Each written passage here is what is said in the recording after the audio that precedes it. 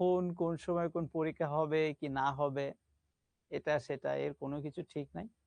এই জন্য আমি তোমাদেরকে যে রিকোয়েস্টটা করবো একবার শুরু থেকেই যে কাজটা করতে হবে সেটা হচ্ছে যে দেখো স্কুল লাইফ বা এসএসসি লাইফ আর কলেজ বা এইচএসসি লাইফ কিন্তু এক না। এইচএসসির সময় অনেক কম, কিন্তু বাস্তবে পড়াশোনা অনেক অনেক অনেক বেশি। তো এই জন্যে আমি বলছি না যে এখন থেকেই একেবারে উঠে পড়ে লাগতে, এখন থেকেই যে উঠে পড়ে লেগে পড়তে হবে এমন কথা নেই। তবে তোমার শুরু থেকেই পড়াশোনার একটা ভালো মাইন্ড সেট আপ তোমাকে রাখতে হবে, ঠিক আছে? একবার শুরু থেকে যে আমি কলেজ শুরু করার সাথে সাথেই এইভাবেই পড়বো, এটা করব সেটা করব, আবার খুব বেশি সিরিয়াস হওয়া যাবে না। খুব বেশি সিরিয়াস হওয়ার প্রয়োজন নেই যে এখন থেকে 10 ঘন্টা 12 ঘন্টা পড়তে হবে, এখন থেকেই 12 ঘন্টা 14 ঘন্টা না পড়লে আমার মনে হয় সব শেষ, এটাও না। ঠিক আছে, জাস্ট চেষ্টা থাকবে শুরু থেকেই পড়াশোনাটা গুছিয়ে নেওয়ার, এই প্রচেষ্টাটা আমরা করব। তো বুঝতে পারছো যে আমরা আজকে এইচএসসি তোমাদের এখনো যদিও কলেজ শুরু হয়নি, ক্লাস শুরু হয়নি, কিছুই হয়নি, কিন্তু তারপরেও আমরা শিকড় পক্ষ থেকে দুরন্ত নামে তোমাদের জন্য সুন্দর এই কোর্সটা এনেছি। এবং আমাদের এই কোর্সের উদ্দেশ্য হচ্ছে একটাই, যে তোমার কলেজে ভর্তির আগেই আমরা যেন তোমাদেরকে পড়াশোনার একটা ফ্লো তৈরি করতে পারি। কলেজ শুরুর আগেই বা কলেজ শুরু হতে না হতে আমাদের পড়াশোনা যেন আস্তে আস্তে অনেক গোছানো হয়ে যায়, এই এটাই হচ্ছে আমাদের মূল উদ্দেশ্য। ঠিক আছে, ইফতেখার নামক একজন বলছে বাংলা কিভাবে গোছাবো। ভাই, বাংলা এই মুহূর্তে গোছানোর খুব বেশি দরকার নাই। বাংলা প্রথম পত্রে শুধু একটাই কাজ করবা, বাংলা প্রথম পত্রে একটাই কাজ, সেটা হচ্ছে কি কাজ? বাংলার যে গল্পগুলো রয়েছে, যে কবিতাগুলো রয়েছে, সিলেবাসের অন্তর্ভুক্ত গল্প বা কবিতাগুলো একেবারেই মানে কোনো প্রকার প্রেশার না নিয়ে, কোনো প্রকার চাপ না নিয়ে তুমি আস্তে আস্তে আস্তে আস্তে রিল্যাক্সে এই গল্পগুলো কবিতাগুলো একটু পড়তে থাকো। জাস্ট খুব রিল্যাক্সে, যে অপরিচিতা গল্পটা কি বা কি বলতে চাচ্ছে। তানজিল বলছে যে সিলেবাস কই পাবো? ভাই, সিলেবাস গুগলে সার্চ দাও, এবছর ভাইয়াদের সিলেবাস কি ছিল এটা দেখো, দেখে সেই অনুযায়ী পড়ো। এখনকার যুগে কোনো তথ্য খুঁজে পাওয়া এটা কঠিন কিছু না, বুঝতে পেরেছো? শুধু মনের ইচ্ছা থাকতে হবে, একটু আগ্রহ থাকতে হবে। তো আমি যেটা বলছিলাম, ইফতেখার একজন বলছিল যে ভাই এখন চাপ কেন নিব না। চাপ নেওয়ার দরকার নেই। তুমি এখন ভাই কবে তোমার পরীক্ষা হচ্ছে কি না হচ্ছে তার কোনো কিছু ঠিক নাই। তুমি একটা গল্প পড়ছো, একটা কবিতা পড়ছো, তুমি রিল্যাক্সে পড়ে যাও, ঠিক আছে? আর বাংলা দ্বিতীয় পত্রটা তোমরা ইতিপূর্বে যারা আমার ক্লাস করেছো এসএসসি লেভেলে, তারপরে হচ্ছে লক্ষ্য জিপি 5 ক্লাসে, তোমরা আমার ক্লাস যারা করেছো দেখেছো যে আমি বাংলা ব্যাকরণটা কিভাবে পড়াই। আস্তে আস্তে ধীরে ধীরে যেটুকু দরকার সেটুকু আমি একেবারে ক্লাসে সুন্দর করে বুঝিয়ে দিব, আমি সুন্দর করে পড়িয়ে দিব। তো এই জন্য এটা নিয়ে টেনশন করার কিছু নাই, আর বাংলা নিয়ে টেনশন করার তেমন ওই অর্থে কিছু নাই। তোমাদের কাজ হচ্ছে একটাই, শুরু থেকেই আমার ক্লাসগুলো একটু মনোযোগ দিয়ে করবা, এবং আমি যেভাবে যা যা বলি সেটা একটু মেনটেন করে চলার চেষ্টা করবা, আর কিছু লাগবে না। ওকে, থ্যাংক ইউ। তো আমরা আজকে এইচএসসি লেভেলে বাংলা দ্বিতীয় পত্রে একটা টপিক রয়েছে, টপিকের নাম হচ্ছে বানান। আমি সেই টপিকটা আজকে মূলত তোমাদের সামনে এনেছি। এখন কথা হচ্ছে এই টপিকটা নিয়ে আমি কেন আলোচনা করছি। এই টপিকটা নিয়ে আলোচনা করার উদ্দেশ্য হচ্ছে একটাই, এই বানান হচ্ছে এমন একটা টপিক, এটা শুধুমাত্র যে তোমার এইচএসসি বোর্ড পরীক্ষায় কাজে লাগবে তা না। এখান থেকে 2 বছর পরে যখন তুমি বিভিন্ন বিশ্ববিদ্যালয়ে ভর্তি পরীক্ষা দিতে যাবা, অ্যাডমিশন টেস্টে যে দেখবা বাংলাদেশে এমন কোন ইউনিভার্সিটি নাই যেখানে এই বানান থেকে একটা প্রশ্ন হচ্ছে না, মানে যেখানে বাংলায় প্রশ্ন হয়। এখন মনে করো বুয়েটে বাংলায় প্রশ্ন হয় না, ওখানে তো আর বানান থেকে প্রশ্ন হবে না, কিন্তু বুয়েট ছাড়া, মেডিকেল ছাড়া তুমি আর যেখানে যে ইউনিভার্সিটিতে পরীক্ষা দিতে যাবে, যেখানে বাংলা থেকে কোশ্চেন হয়, তুমি দেখবা যে প্রশ্ন হচ্ছে এখান থেকে। তো এই জন্যে আমাদের উদ্দেশ্য যেটা, সেটা হচ্ছে যে তোমাদের আজকে আমার প্রথম ক্লাস তোমাদের সাথে, যে আমি ভাবলাম যে এমন একটা টপিক দিয়ে তোমাদের সাথে আমরা শুরু করব, যেটা তোমার ভবিষ্যতে প্রত্যেকটা পরীক্ষায় প্রত্যেকটা জায়গায় কাজে লাগে। ঠিক আছে? মিস্টার সাজেদ আমিন বারবার একটা প্রশ্ন করছেন, ক্লাস কখন শুরু হয়েছে? একটা কথা বাবা বারবার এভাবে বলতে হয় না। ক্লাস শুরু হওয়ার টাইম ছিল 7টা, নামাজে ব্রেক দিয়েছিলাম 10 মিনিট, আমরা 7টা 15 থেকে কথা বলা শুরু করেছি। ওকে, সো আমরা যেহেতু বানান নামক একটা গুরুত্বপূর্ণ টপিক নিয়ে আলোচনা করছি, এই টপিকে আমরা ভবিষ্যতে কি হবে কি না হবে ওই আলোচনায় পরে যাচ্ছি আমরা। আপাতত আমি শুরুতে তোমাদেরকে যেটা দেখাচ্ছি সেটা হচ্ছে, সুদীপ্ত থ্যাংক ইউ। একেবারে শুরুতে যেটা দেখাচ্ছি যে আমি এইচএসসি পরীক্ষা দিব 2028 সালে। আমার কলেজে ওঠার সাথে সাথে বাংলা দ্বিতীয় পত্র যদি পড়তে হয়, তো সেক্ষেত্রে আমার এই মুহূর্তে প্রথম কাজ হচ্ছে বাংলা দ্বিতীয় পত্রের সিলেবাসটা খুব সুন্দর করে দেখা। ওকে সুদীপ্তা থ্যাংক ইউ। তো যেটা বলছিলাম, বাংলা দ্বিতীয় পত্র শুধু না, কথাগুলো মনোযোগ দিয়ে শোনো, আজকে প্রথম ক্লাস বলে এই কথাগুলো বারবার বলছি, প্রতিদিন হয়তো এ ধরনের কথা বলবো না। তোমার এই মুহূর্তের মূল কাজ হচ্ছে প্রত্যেকটা সাবজেক্টের সিলেবাসটা সুন্দর করে দেখা। লাইক ফিজিক্স একটা সাবজেক্ট, তুমি এতদিন এসএসসি লেভেল পর্যন্ত ফিজিক্স পড়ে এসেছো, আর এখন কলেজে উঠে তুমি এখনো ফিজিক্স পড়তে যাচ্ছ। তো কলেজের এই ফিজিক্স বইটা বা পদার্থবিজ্ঞান বইটায় কি কি আছে, কি কি পড়তে হবে, এইটা আগে তুমি সুন্দর করে জানার চেষ্টা করো, বোঝার চেষ্টা করো, তারপরে সেইভাবে আস্তে আস্তে পড়া শুরু করো।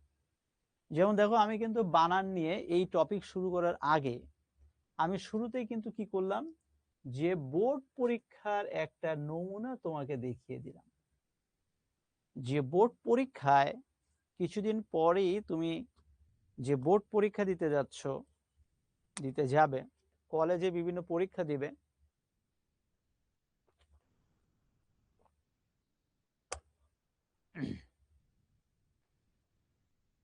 এই পরীক্ষায় তোমাকে শুরুতে আগে জানতে হবে যে আসলে আমি যে বাংলা বানান নিয়ে কথা বলতে চাচ্ছি, তো এই বানান থেকে বোর্ড পরীক্ষায় আসলে কোন ধরনের প্রশ্ন আসে।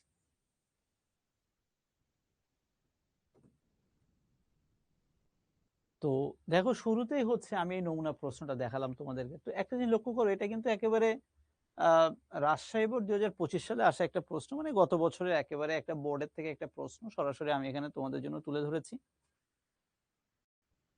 তীর্থদাস না, এটা নিয়ে পরে কথা বলছি। সো এই যে তুমি এই বোর্ড প্রশ্নটার দিকে তাকাও, সাধারণত বানান থেকে পরীক্ষায় প্রশ্ন থাকবে 2 নম্বর প্রশ্ন। 2 নম্বর প্রশ্নে বা ব্যাকরণের ক্ষেত্রে যে কোনো প্রশ্ন 2টা ভাগে বিভক্ত, ক এবং খ। ক নাম্বার প্রশ্নের দিকে তাকিয়ে দেখো, প্রশ্ন থাকে কি, যে বাংলা একাডেমি প্রমিত বাংলা বানানের যে কোনো 5টি নিয়ম। এই যে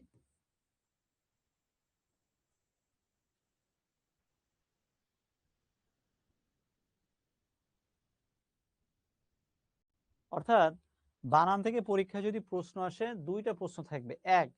প্রথম ক নাম্বার প্রশ্ন থাকবে নিয়ম থেকে, অর্থাৎ বাংলা বানানের 5টা নিয়ম তুমি সুন্দর করে লেখো, এই একটা প্রশ্ন থাকতে পারে। আর প্রশ্ন যেটা থাকতে পারে, এটার অল্টারনেটিভ হিসেবে, এটার অথবা, খেয়াল করে দেখো, এখানে 8টা শব্দ রয়েছে এবং এই 8টা শব্দই ভুল বানান। এই 8টা থেকে তোমাকে 5টা বানান লিখতে হবে এবং শুদ্ধ করে লিখতে হবে। 8টা থেকে 5টা বানান তুমি শুদ্ধ করে লেখো, সঠিক করে লেখো, একেবারেই 5-এ 5 পেয়ে যাও। এবার আমি কমেন্ট বক্সটা অন রেখেছি, সবাই কাইন্ডলি একটু কমেন্ট বক্সে আমাকে জানাও তো, মনে করো সবকিছু যদি ঠিকঠাক থাকে তোমাদের সময়ও, জাস্ট তোমাদের সময়ও বোর্ড পরীক্ষায় এই ধরনের প্রশ্ন থাকবে। বানান থেকে প্রশ্ন আসবে, 2 নাম্বার প্রশ্ন, ক এবং খ। এখন আমার প্রশ্ন হচ্ছে, তুমি এই ক নাম্বার প্রশ্নটা উত্তর করবা নাকি খ নাম্বার প্রশ্নটা উত্তর করবা? তুমি একটু আমাকে কাইন্ডলি কমেন্ট বক্সে জানাও তো ভাইয়া, সবাই একটু কমেন্ট বক্সে জানাও যে আমি ক নাম্বার প্রশ্ন উত্তর করব নাকি খ নাম্বার, ক আর খ।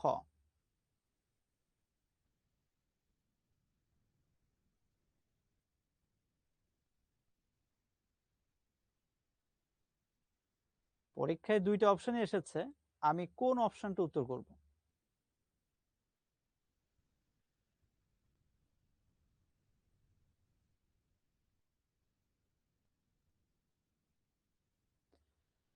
একটু নিজের কমন সেন্স কাজে লাগাও ভাই, নিজের কমন সেন্স কাজে লাগালে দেখবে হয়ে যাচ্ছে।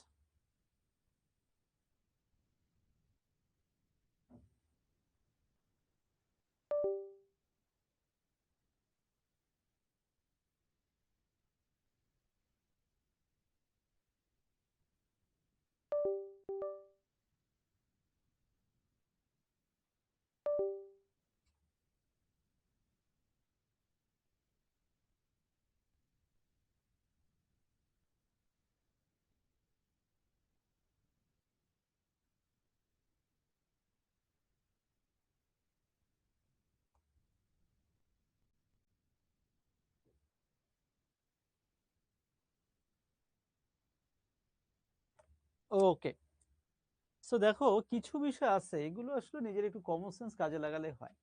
দেখো এই যে খ নাম্বার প্রশ্নটা, এটা যদি এই 8টা ভুল বানান থেকে তুমি 5টা তুমি বানান শুদ্ধ করে লিখলে, তুমি একেবারেই 5-এ 5 পেয়ে যাবা। পৃথিবীর কোনো টিচারের ক্ষমতা নেই যে তোমার ওই জায়গাটা নাম্বার কেটে নিবে। একেবারে ম্যাথের মতো, একেবারে সলিড নাম্বারস, 5-এ 5 পেয়ে যাবা। কিন্তু একটা জিনিস খেয়াল করে দেখো, এই যে ক নাম্বার প্রশ্নটা, যে বাংলা একাডেমি প্রণীত প্রমিত বাংলা বানানের 5টা নিয়ম। প্রমিত বাংলা বানান মানে হচ্ছে আমরা যে বাংলা ভাষায় কথা বলি বা বাংলাটা আমরা যে লিখি, এই লিখতে যে আমাদের কোনো না কোনো নিয়মের মাধ্যমে তো আমরা এটা লিখি, সেই নিয়মের থেকে 5টা নিয়ম তুমি লেখো। এখন তুমি যত ভালোভাবে লেখো না কেন, দেখা গেল টিচার চাইলে কিন্তু এখানে 5-এর মধ্যে তিনি তোমাকে 4 বা 4.5 দিলেন। তিনি ভাবলেন যে না, এটা পুরোপুরি ভালো হয়নি, 5-এর মধ্যে আমি 4 বা 4.5 দিলাম। কথার খাতিরে ধরে নিচ্ছি, তিনি চাইলে কিন্তু নাম্বারটা কেটে রাখতে পারেন। কিন্তু একটা জিনিস খেয়াল করে দেখো, এই খ নাম্বারে কিন্তু এখানে নাম্বার কাটার কোনো সুযোগ নাই, একেবারে 5-এ 5 পেয়ে যাবা। কেন এখানে নাম্বার কাটবে কিভাবে ভাই? 5টা বানান শুদ্ধ করে লিখতে বলেছে, তুমি 5টা বানানে লিখছো, বাস হয়ে গেল। আমি কি তোমাদেরকে বোঝাতে পেরেছি? সো এই জাতীয় কমন লাগাতে হবে। আরেকটা কাজ করতে হবে, তোমাদের একেবারে শুরুতে আমি তোমাদেরকে যে আজকে রিকোয়েস্টটা করব, একেবারে প্রথমেই যে পরামর্শটা তোমাদেরকে দিব সেটা হচ্ছে, প্রত্যেকটা সাবজেক্টের যে সিলেবাস রয়েছে, তুমি অন্যান্য সাবজেক্ট দেখো কি না দেখো এটা আমার এই মুহূর্তে কনসার্ন না। বাংলার যে সিলেবাসটা রয়েছে এইচএসসি পরীক্ষার, বাংলা প্রথম পত্র এবং দ্বিতীয় পত্র মিলিয়ে এই সিলেবাসটা আজকেই ক্লাসের শেষে তোমার মূল কাজ হচ্ছে সিলেবাসটা সুন্দর করে দেখা, যে সিলেবাসে আসলে আছে কি, সিলেবাসে আসলে কি আছে, আমি কি আলোচনা করতে যাচ্ছি, কি পড়ব। তো সিলেবাসটার দিকে তাকালেই তুমি দেখবে বাংলা দ্বিতীয় পত্রে যে 100 নম্বর রয়েছে, সেই 100 নম্বর হচ্ছে মোটা দাগে 2 ভাগে বিভক্ত। আচ্ছা, আমি পরের স্লাইডে এটা নিয়ে আলোচনা করছি, স্লাইডে অনেক গেজানো হয়ে গেছে, অনেক লিখে ফেলেছি। বাংলা দ্বিতীয় পত্রের যে 100 নম্বর, সেই 100 নম্বর মোটা দাগে 2 ভাগে বিভক্ত। এই যে বাংলা দ্বিতীয় পত্রে 101 হচ্ছে ব্যাকরণ।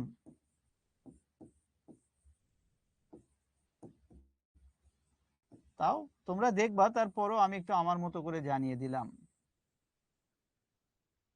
100 নম্বর দুই ভাবে বিভক্ত, এক হচ্ছে ব্যাকরণ, ব্যাকরণে 30, আর একটা হচ্ছে 70 নম্বর থাকবে।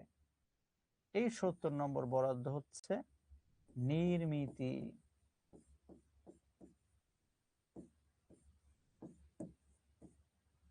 মনে থাকবে, অর্থাৎ 100 নম্বর মূলত দুইটা ভাগে বিভক্ত, ব্যাকরণ এবং নির্মিতি নিয়ে। ব্যাকরণে 30, নির্মিতিতে 70। পাস। আলভি মির্জা বলছে আমাদের সিলেবাস পরিবর্তন হবে কিনা। ভাই, তোমাদের সিলেবাস পরিবর্তন হবে কি হবে না এটা এখনো কিছুই শিওর না। তবে আপাতত এই বছর পর্যন্ত যে সিলেবাসটা রয়েছে তুমি অন্তত সেই সিলেবাসটা দেখো। আবু নাইম জিজ্ঞেস করছে নৈর্ব্যক্তিক প্রশ্ন থাকে কিনা।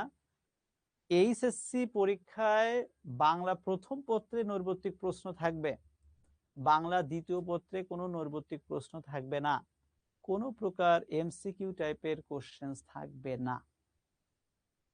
ঠিক আছে? ব্যাকরণে 30 নম্বর থাকবে, এবং সেই 30 নম্বর কেমন আমি এটা নেক্সট ক্লাসে দেখিয়ে দিব। ঠিক আছে? একজন বলছে বই তো কিনিনি। বাবা, আমি কমেন্ট বক্সটা এবার অফ করে দিচ্ছি, তোমরা এসে বিভিন্ন ধরনের উল্টাপাল্টা কমেন্ট করছো।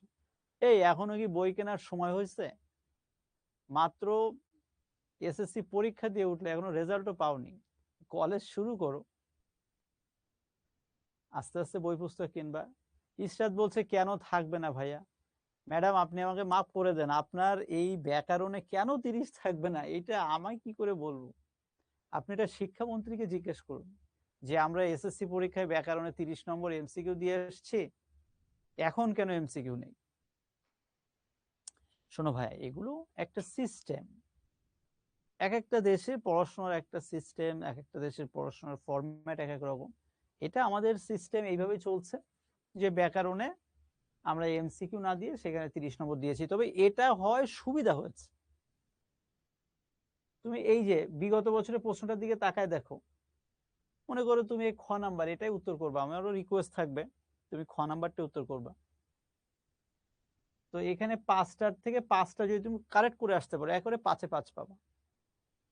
কিন্তু যদি এমন হতো যে বানান থেকে 5টা প্রশ্ন এসেছে পরীক্ষায় এমসিকিউ, একটা হলেও কিন্তু তোমার পসিবিলিটি বেশি ছিল। এবছর যারা এইচএসসি পরীক্ষা দিয়েছে, আশেপাশে ভাই ব্রাদার যারা আছে, একটু খোঁজ খবর নিয়ে দেখো বাংলার প্রশ্ন কেমন হয়েছে। বাংলা প্রথম পত্রে 30টা প্রশ্ন আসে এমসিকিউ আকারে। যারা টপ ক্লাস স্টুডেন্ট, একেবারে টপ লেভেলের, তারাও 20 থেকে 22টার বেশি উত্তর করে আসতে পারেনি। সো এই কথাটা বলার উদ্দেশ্য হচ্ছে একটাই, জীবনে অনেক নাটক করেছেন আপনারা, এই নাটক এখন বাদ দিতে হবে। যে এসএসসি পরীক্ষায়, এইচএসসি পরীক্ষায় ও বাংলা পড়া লাগবে না, ইংলিশ পড়া লাগবে না, আইসিটিও তো আমি এমনি পারি, সারাদিন ফোন নিয়ে থাকি, এই সব চিন্তা করা যাবে না। তাই কি ওই যে অনেকে জানো যে প্রশ্ন হার্ড হয়েছে, তোমাদের সময় আমার বিশ্বাস প্রশ্ন হার্ড হবে না, কিন্তু এটা তো আমার বিশ্বাস, প্রশ্ন যদি কঠিন হয় হতেই পারে। এর জন্য কি করতে হবে ভাইয়া, এই কথাটা বলার উদ্দেশ্য কিন্তু তোমাকে ভয় ধরানো না। তুমি ভেবো না যে আমি তোমাকে আজকে ভয় দেখাচ্ছি। আমি যে জন্য কথাটা, বোর্ড পরীক্ষায় কেমন প্রশ্ন আসে এটা তো আপনি দেখেছেন। তো আমার অনুরোধ থাকবে আপনার বোর্ড পরীক্ষায় চেষ্টা করবেন ক নাম্বার প্রশ্ন অর্থাৎ নিয়ম থেকে উত্তর না করে আপনি ওই যে 5টা প্রশ্ন ছিল, 8টা প্রশ্ন ছিল ভুল, ওইটা যে আপনি শুদ্ধ করে লিখেছেন, এই আপনারা আমাকে আধা ঘন্টার সময় একটু মনোযোগ দিয়ে দিন। মনোযোগ দিয়ে আধা ঘন্টার সময় দিলেই আমি এটা আপনাদেরকে সুন্দর করে বুঝিয়ে দিচ্ছি, এবং আশা করি আজকের ক্লাসের পরে আপনারা খুব ভালো একটা আইডিয়া এখান থেকে পেয়ে যাবেন। চলুন তাহলে শুরু করা যাক। এটা অনেকটা ম্যাথের মতো। যখন তুমি বুঝে যাবা তখন দেখবা অটোমেটিক ভাবে তোমার এই কনসেপ্টগুলো পরিষ্কার হয়ে যাচ্ছে। বিষয়টা কি? দেশ, জাতি ও ভাষার বানানের ক্ষেত্রে সবসময় রস্বইকার হবে। তোমাকে আমি আজকে একটা বিষয় ইজি করে দিচ্ছি। যখনই তুমি কনফিউজড হয়ে যাবা যে একটা জাতির নামের ক্ষেত্রে রস্বইকার হবে নাকি দীর্ঘইকার হবে, ভাষার ক্ষেত্রে রস্বইকার হবে নাকি দীর্ঘই হবে, তুমি চোখ বন্ধ করে মনে রাখবা হয়ে যাবে রস্বইকার, দীর্ঘইকার হবে না। কেন হবে না এটা আমার জানার দরকার নেই, কারণ এটা হচ্ছে একটা নিয়ম, বাংলা বানানের এটা একটা নিয়ম যে কোনো ভাষার নামের ক্ষেত্রে, কোনো জাতির নামের ক্ষেত্রে সব সময় রস্বইকার হয়। নেপাল একটা দেশ, আমি গত বছর গিয়েছিলাম ঘুরতে, খুবই ভালো লেগেছে, তোমরাও যেও বড় হলে ঘুরতে। তো এই দেশে যারা বসবাস করে তাদেরকে বলা হয় নেপালি। দেখো, জাতি হিসেবে নেপালি এবং তাদের ভাষাটাও নেপালি ভাষা, এই জন্য এটা রস্বইকার হয়েছে। বাংলাদেশে বসবাসরত আমরা জনগোষ্ঠী সবাই বাঙালি, দেখো অনেকে বাঙালি বানানে দীর্ঘইকার দেয়, হবে না রস্বইকার। জাপান একটা দেশ, ওই দেশে বসবাসরত নাগরিকদের আমরা বলি, ইংরেজিতে বলি জাপানিজ, বাংলায় হচ্ছে সেটা জাপানি, আর তাদের ভাষা হচ্ছে জাপানিজ ল্যাঙ্গুয়েজ বা জাপানি ভাষা, বাস এই। তাহলে এইটা আমি ভাই কেন কষ্ট করে মুখস্থ করতে যাব? এখানে মুখস্থ করার কিছু নেই। একটা দেশ হোক, একটা জাতি হোক, একটা ভাষা হোক, এই সকল ক্ষেত্রে যখন আমি কনফিউজড হয়ে যাব যে এখানে রস্বইকার হবে নাকি এখানে দীর্ঘইকার হবে, তখন আমি মনে রাখবো অবশ্যই অবশ্যই সেক্ষেত্রে হবে রস্বইকার। তবে হ্যাঁ, পৃথিবীতে সব কিছুর ব্যতিক্রম রয়েছে। আমরা মনে রাখবো এই পৃথিবীতে এইরকম 3টা দেশ রয়েছে যে সকল দেশের নামের ক্ষেত্রে সবসময় দীর্ঘইকার হয়। শ্রীলঙ্কা,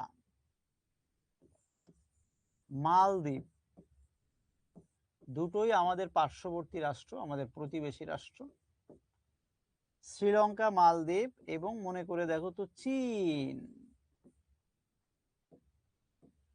এই 3টা রাষ্ট্রের নামে কিন্তু খেয়াল করে দেখো রস্বইকার কিন্তু নেই, রয়েছে দীর্ঘইকার।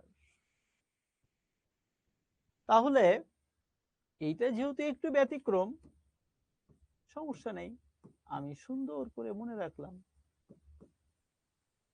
বাস হয়ে গেল। এটা তো তেমন কঠিন কিছু না, আমি জানি তোমরা এমনিতেই বানানগুলো পারো, তারপরও আমি একটু চোখে আঙুল দিয়ে আরেকবার দেখিয়ে দিলাম যে দেশ, জাতি ও ভাষার বানানে সাধারণত দীর্ঘইকার না হয়ে হয়ে যায় রস্বইকার।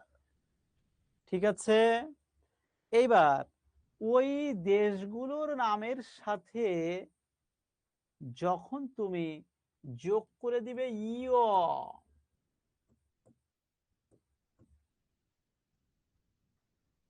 বা ইয় প্রত্যয় যখন যোগ করে দিবা, তখন ওই দেশগুলোর শেষে যখন ইয় যোগ হবে তখন সেটা হয়ে যাবে এই যে, এই যে দীর্ঘইকার। ভারতীয়, অস্ট্রেলীয়, দেশীয়, ইউরোপীয়। যেমন মনে করো ইতালি একটা দেশ,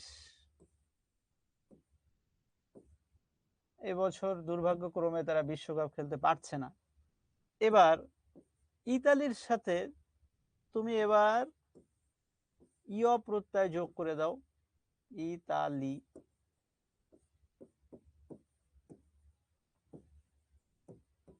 হয়ে যাবে ইতালীয়। মিশর একটা দেশ, ওর সাথে তুমি যোগ করে দাও, হয়ে যাবে মিশরীয়। মিশরীয় সভ্যতা পড়েছো না ছোটবেলায়? তো যাই হোক, এই যে ছোট ছোট বিষয়, এগুলো মুখস্থ করার কোনো মানে হয় না, just apply your common sense. নিজের কমন সেন্স দেখবে কাজে লাগাইছো এবং হয়ে গেছে। Thank you. এই স্লাইডে যে বানানগুলো দেখতে পাচ্ছ এখান থেকে প্রায় প্রতি বছর বোর্ড পরীক্ষায় প্রশ্ন থাকে। কেন থাকে আমিও জানি না, কিন্তু তোমাদের এইচএসসি বোর্ড পরীক্ষা এখান থেকে প্রশ্ন থাকে, বিশ্ববিদ্যালয়ে ভর্তি পরীক্ষা এখান থেকে প্রশ্ন থাকে যে নিচের কোন বানানটি সঠিক। আমাদের ছেলেমেয়েরা ভুল করে। তো ভাই এখানে ভুল করার কিছু নাই, তুমি তোমার কমন সেন্সে কাজে লাগাবা। কমন সেন্সটা মাথায় রাখবা, সেটা হচ্ছে কোন শব্দের শেষে যদি আলি থাকে, মিতালি, সোনালি, রূপালি, খেয়ালি, চৈতালি, হেয়ালি, যত ধরনের আলি, সকল আলির সাথে সব সময় মনে রাখবা এই যে আ লয় রস্যিকার বসবে। সকল আলির সাথে সবসময় কি বসবে?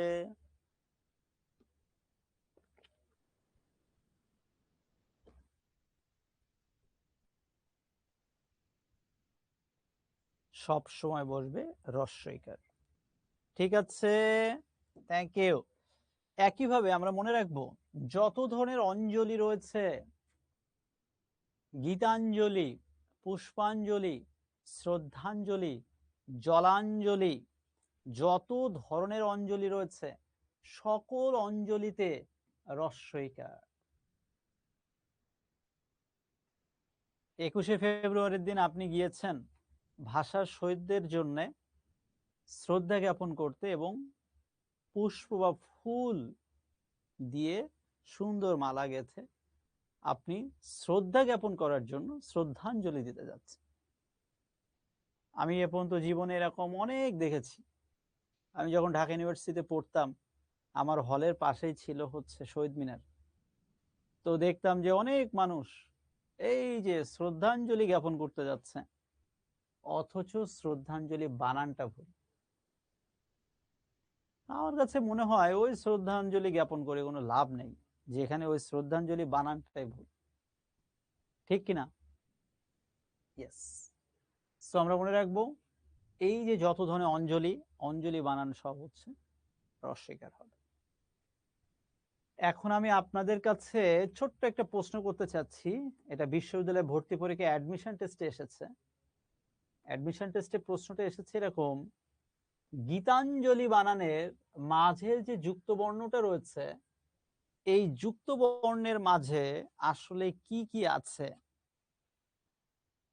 আমি কমেন্ট বক্সটা অন করে দিচ্ছি, আমাকে কাইন্ডলি একটু জানাবেন অঞ্জলি বানানের মাঝখানে যেটা রয়েছে কি, এটা বলো তো। ইয় যেটা বলে আর বর্গীয় জ। Thank you. ম্যাক্সিমামেরই হয়েছে, দু একজনের ভুল হয়েছে, ঠিক করে দিলাম।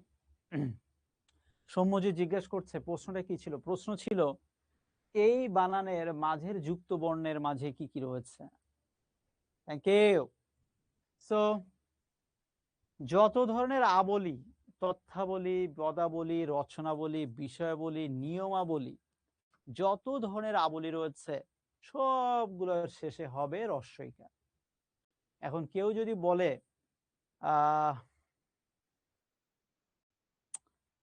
ভাইয়া এটা কেন? ভাই এই প্রশ্নের কেনর উত্তর নাই। জীবনে সবকিছু কেন দিয়ে হবে না, তবে আবলি বানান সবসময় রস্যইকার হয়। Okay, thank you very much. So we can move to the next slide. এই স্লাইড থেকে প্রতি বছর বিশ্ববিদ্যালয়ে ভর্তি পরীক্ষায়, বিসিএস পরীক্ষা থেকে শুরু করে বিভিন্ন চাকরি বাকরির পরীক্ষা, বিভিন্ন প্রতিযোগিতামূলক পরীক্ষায় এই স্লাইড থেকে পরীক্ষায় প্রশ্ন আসে। ছেলেমেয়েরা ভুল করে। তোমার এত কিছু মনে রাখতে হবে না, তুমি মনে রাখবা যেখানে জীবী সেখানে দুটোই দীর্ঘিকার। পেশাজীবী, মৎস্যজীবী, শ্রমজীবী, বুদ্ধিজীবী, আইনজীবী, পরজীবী। দেখো জীবীর শেষ নাই দেশে। কে? ইমরান বুঝতে পেরেছো? জয়নব বলছে আপনার নাম। বুদ্ধিজীবী দিবস হচ্ছে কবে বলো তো? বুদ্ধিজীবী দিবস কবে? বুদ্ধিজীবী দিবস হচ্ছে 14 ডিসেম্বর, বুঝতে পারছো? এখন বুদ্ধিজীবী দিবসে ওই শ্রদ্ধা জ্ঞাপন করতে গেছে, সেখানে বুদ্ধিজীবী বানানটা ভুল। এটা করা যাবে না।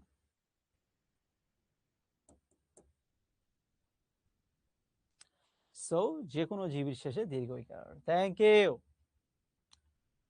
রেফের পরে ব্যঞ্জন বর্ণের দ্বিত্ব হবে না। রেফের পর ব্যঞ্জন বর্ণ দ্বিত্ব হবে না। দ্বিত্ব মানে কি? দ্বিত্ব মানে হচ্ছে দুইবার ব্যবহার করা। এগুলো আমাদের ছেলেমেয়েরা কষ্ট করে মুখস্থ করে, কোনো মুখস্থ করার কিছু নেই। ব্যবহার বানানে কিন্তু বয় জফলার পরে আকার হয় না, মাথায় রাখবেন। তো যাই হোক, যেটা বলতে চাচ্ছিলাম, রেফের পরে ব্যঞ্জন বর্ণের দ্বিত্ব হবে না। তৌফিক, থ্যাংক ইউ। সো এই যে রেফের পরে ব্যঞ্জন বর্ণের দ্বিত্ব হবে না, আপনি কিছুদিন আগে এসএসসি পরীক্ষার আগে পড়ে এসেছেন রেফ।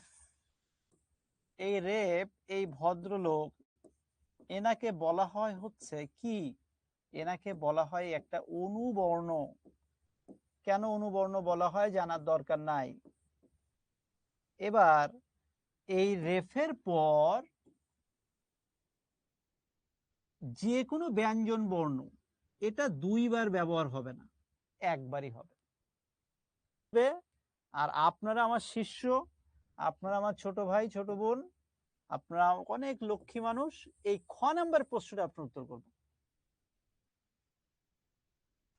দুইবার ব্যবহৃত হবে না, একবারই হবে। রেফ এরপরে একবার।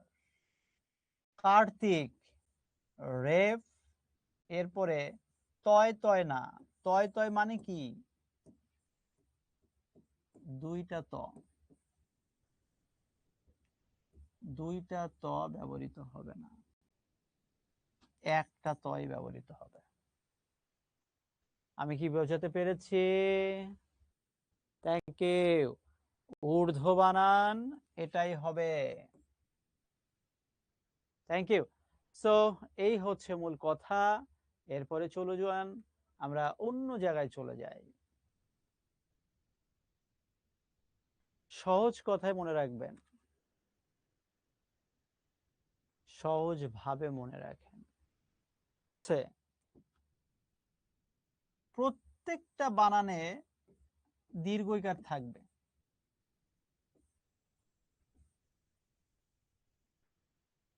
প্রতিটা বানানে দীর্ঘ ইকার থাকবে। এখান থেকে কিন্তু এইচএসসি বোর্ড পরীক্ষায় আপনি একটা প্রশ্ন পাবেন। আমি আজকে বললাম, 2 বছর পরে মিলাই নিয়েন। যদি না পান আমাকে ফোন দিয়ে বলেন যে ভাই আপনি বলছিলেন, পরীক্ষা আসেনি। আমি পরীক্ষার আগে যা বলি অনেক কিছু পরীক্ষা আসে। এবছর পরীক্ষার আগে ফাইনাল টাচ নামক একটা ক্লাস নিয়েছি। এইচএসসি বোর্ড পরীক্ষার আগে বাংলা দ্বিতীয় পত্র প্রশ্ন মিলায় দেখবেন, ওখান থেকে 8টা থেকে 10টা প্রশ্ন একেবারে হুবহু আমার ক্লাস থেকে আসছে বোর্ডে। আমি বলেছিলাম পরীক্ষায় প্রশ্ন থাকবে, আসছে। এখন তো ভাই একটু সময় দিতে হবে বাবা, একটু ভরসা করতে হবে। তুমি আজকের একদিনের ক্লাসে এসেই আমাকে তুমি জাজ করে ফেলবা যে ভাইয়া এরকম পড়ায় সেরকম পড়ায়, এটা হবে না বাবা। Wait and C. আর একদিনের ক্লাসে ওস্তাদ যদি সব দেখা দেয় তাহলে তো ওস্তাদের ব্যবসা শেষ। বুঝতে পারছো? আস্তে আস্তে আস্তে আস্তে, কুল, রিল্যাক্স। একদিনে হবে না, আস্তে আস্তে হবে। এই যেমন আমি বললাম যে এই বানানগুলো শেষে দীর্ঘ ইকার, কিন্তু এই বানানের সাথে তুমি আর যা বসাবা সব হ্রস্বইকার হয়ে যাবে। এইচএসসি বোর্ড পরীক্ষা আসছে প্রাণীবিদ্যা। এবার প্রাণী বানানটা দীর্ঘ ইকার, এর সাথে আমি যোগ করে দিলাম বিদ্যা, তাহলে বানানটা কি হয়ে যাবে? এই প্রাণী তখন দীর্ঘ ইকার হয়ে যাবে হ্রস্বইকার, প্রাণী, তারপর হয়ে যাবে বিদ্যা, শেষ। প্রাণীকুল, প্রাণী ওইটা হয়ে যাবে। মনোযোগী, কিন্তু ও শেষে তা দিলে হয়ে যাবে মনোযোগিতা। দেখুন কেন কঠিন, ছেলেমেয়েরা পারে না। মন্ত্রী বানান দীর্ঘইকার, কিন্তু মন্ত্রিত্ব বানানে কিন্তু হ্রস্বইকার। সো আপনি যত সহজ ভাবছেন বিষয়গুলো কিন্তু এত সহজ না। আবার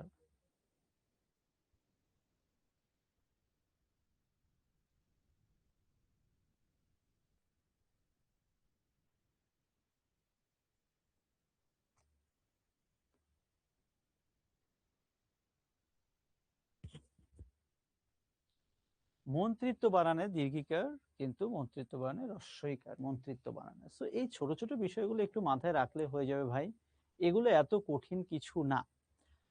অনেক শব্দ রয়েছে ভাই, ওই শব্দের শেষে বিসর্গ থাকবে না, কিন্তু খেয়াল করে দেখেন আসলে এখানে শেষে হবে না, এটা হবে মাঝে। কিছু বানান আছে যে বানানগুলোর মাঝে কখনোই বিসর্গ হবে না, কিন্তু আমরা যেভাবে হোক বিসর্গ বসাই দিই। ইতোমধ্যে বানানটা এইচএসসি বোর্ড পরীক্ষায় গত 10 বছরে অন্তত পক্ষে 50 বার আসছে। বিগত বোর্ড পরীক্ষার প্রশ্নগুলো আপনি খুলে দেখেন, এ বানানটা পাবেন। ইতিমধ্যে না ইতোমধ্যে, এই যে বানানটাই। এখন শব্দের মাঝে সাধারণত বিসর্গ হয় না। এখন আমি যদি বলি দুঃখ,